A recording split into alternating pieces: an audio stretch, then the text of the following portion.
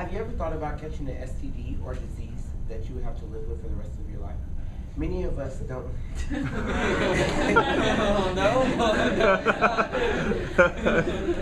Many of us don't think that it can actually happen to us, but truth is, it really can.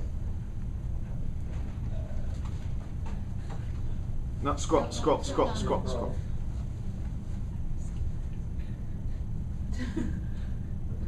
This is a picture of a healthy human, and this is all your T cells, which ranges from about 950 to 1,000. This is a picture of like a person that is sick, and that ranges from about 800 to 1,000 cells. So if you're like sick or anything, and that's a sick cell, that one right there, that's kind of deformed. And this is a picture of a person that has HIV. These right here, these little circles, these are the defense that they use to kind of like attack the T cells, and that's what affects your immune system. It makes it less likely for your body to fight off diseases and things. HIV stands for Human Immunodeficiency Virus.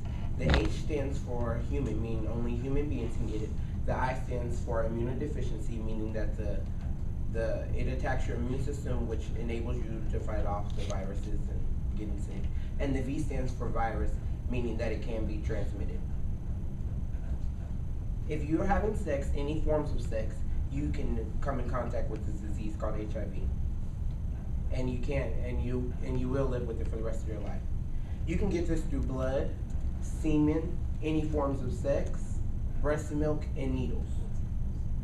Many Americans are uneducated about this disease, and they have the wrong views on actually how to come in contact with it. You can get this through semen. Pre-cum is just as deadly as regular semen. Some of us use the pull-out method to prevent pregnancies, or just to get the better feel, the skin-to-skin action. This is not good because onlinesex.org, it tells us that it is not likely to get women pregnant, but you can get more forms of different STDs. Sometimes the fluid can contain more HIV, and sometimes it can contain less. So this is why the pre-cum isn't good as well. It all just depends on your glands and how much HIV is filled up with it. Semen can make HIV easy to be transmitted. A healthy sperm count for a man would be from 20 to 150 million. This makes it really hard for a person not to get the virus when bodily fluids are connected. Now that we have talked about the semen and how it affects HIV, we will talk about how any forms of sex affects HIV. The least most common way would be oral sex. When sperm does not survive well when it becomes wet. And even though that is good, when it comes to HIV, you can also still get different STDs from sperm. Although it is still risky, if the person given the oral has any cuts or scrapes in their mouth, likewise, the person receiving it, you can still get the virus of HIV. Anal sex would be the next most common way. Many people think that only homosexual men can get it through anal, but heterosexual couples are just as vulnerable. Your poop has many different diseases, so the best way to prevent this is just to use condoms. The most common way would be body to body, and you can get it through vaginal fluids. This is the most riskiest way.